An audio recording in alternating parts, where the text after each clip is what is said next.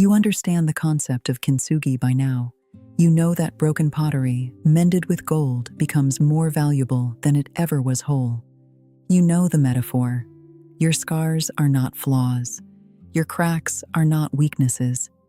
But understanding a philosophy and living it are two very different things. This is the masterclass you've been waiting for.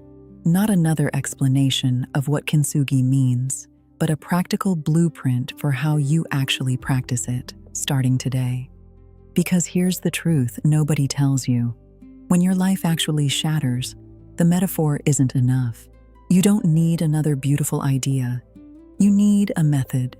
You need to know what to do with your hands and your mind the moment the bowl hits the floor. So let's build that method together, one practice at a time.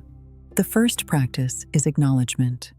Before you can repair anything, you have to stop pretending it isn't broken. Think about the last time something in your life cracked, a job loss, a diagnosis, a relationship ending, and think honestly about what you did first. If you're like most people, you didn't sit with it. You filled the silence immediately. You picked up your phone. You said, "I'm fine," to the first person who asked. One woman described losing her mother and going back to work the very next day, telling colleagues she was doing okay, while she hadn't actually let herself cry once.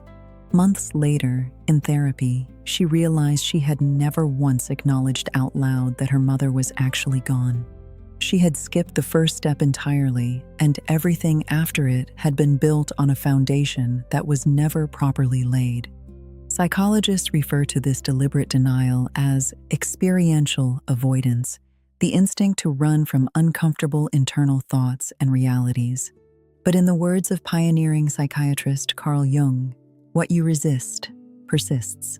By refusing to name the break, we inadvertently trap the emotional pain inside our bodies, allowing it to mutate into chronic anxiety, physical exhaustion, and unseen stress.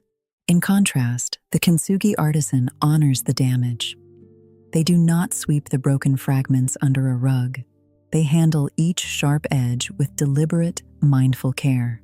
A kintsugi artisan never works on a bowl by ignoring that it's cracked. The first step is always the same. Lay every fragment out on the table and look at it directly. Your daily practice here is simple. Once a day, name what's actually broken. Not in vague terms, specifically. Write one sentence in a journal. Today, the thing that's cracked in me is blank. That's it. You're not fixing it yet. You're just refusing to look away from it. This single habit, practiced consistently, is what therapists call narrative acknowledgment, and it's the foundation every other practice in this video depends on.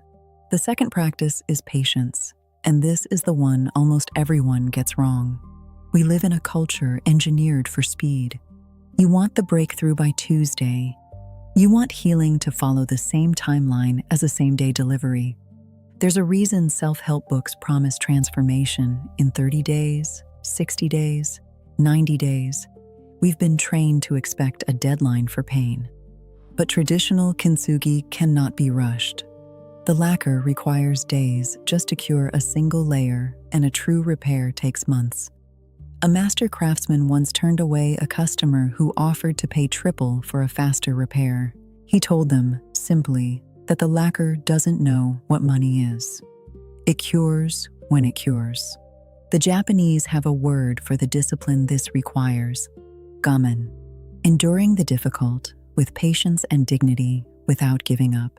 Here's how you practice Gaman daily. When you feel the urge to rush your own healing, to force yourself to be over it faster than you actually are, pause and take 3 slow breaths. Say to yourself, internally, this layer is still curing, nothing more. You're not forcing resolution. You're giving the process the time it actually needs. Do this every time impatience with your own pain shows up, and you'll start to notice the anxiety of, why am I not over this yet, quietly losing its grip. The third practice is the gold itself, deciding what fills the crack. This is the heart of kintsugi, and it's the part most people skip past too quickly. The crack is permanent. You cannot change that a thing broke, but you have complete control over what you fill it with. Bitterness is one option.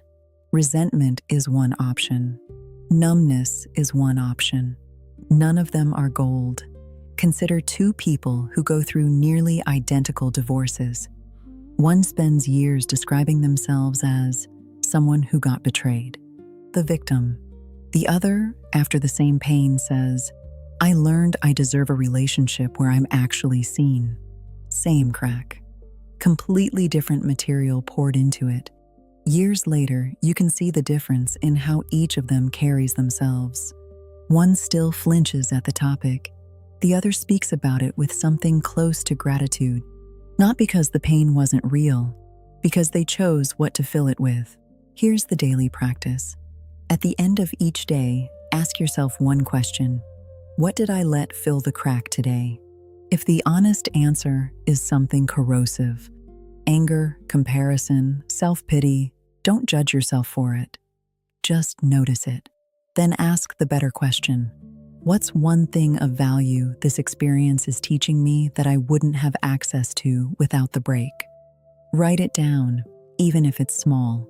Over weeks, this practice physically rewires how you relate to your own pain. You start mining your wounds for wisdom instead of just enduring them. The fourth practice is visibility, letting the gold seam show. Real kintsugi never hides the crack. It illuminates it. But you've probably spent years doing the opposite, concealing your struggles behind a composed face, a filtered photo, a fine thanks you didn't mean. One man described carrying a panic disorder for 9 years without telling a single friend, terrified it made him look weak. The day he finally told his closest friend the truth, expecting judgment, his friend instead said, I've been struggling with the exact same thing and didn't know how to bring it up. The crack he'd spent 9 years hiding was the very thing that, once shown, deepened the friendship instantly. The practice here isn't dramatic disclosure to everyone you meet. It's selective, intentional honesty with the people who've earned it. Choose one person you trust. Once this week, tell them one true thing about a crack you're carrying. Not the polished version, the real one. Notice what happens in your body when you do this. Most people report relief, not shame. This is the gold becoming visible in real time in your actual life, not just in a journal entry, but in a relationship. The fifth and final practice is integration, and this is what separates real healing from simply moving on. Western culture often treats recovery like restoration. Get back to exactly who you were before. But you cannot unbreak the past, and trying to return to your pre-crack self is not the goal. Think of someone who survives a serious illness and afterward says, I'm not trying to get back to who I was before. That version of me doesn't make sense anymore. The goal is integration, letting the break become part of who you are now, not something you eventually outrun. Practice this monthly. Once a month, take 10 minutes and reread your acknowledgment journal entries from the past 4 weeks. Notice the pattern of what cracked and what you chose to fill it with. You're not looking for closure. You're looking for evidence. Proof that you are someone who chooses gold again and again, even when it's hard. That evidence becomes your new identity, not the person who broke, the person who mends. In modern cognitive behavioral therapy, this structural review is known as identity consolidation. It is the active process of taking the disparate, painful pieces of your history and sewing them permanently into your personal timeline. You stop viewing your crisis as an uninvited interruption to your life and instead begin viewing it as a transformative chapter in your development. You cease trying to outrun your history. You learn to carry it with you, cast in solid gold. 5 practices. Acknowledge daily. Endure with Gaman when impatience rises. Choose your gold each evening. Let one seam show each week. Integrate the pattern each month. None of this is complicated.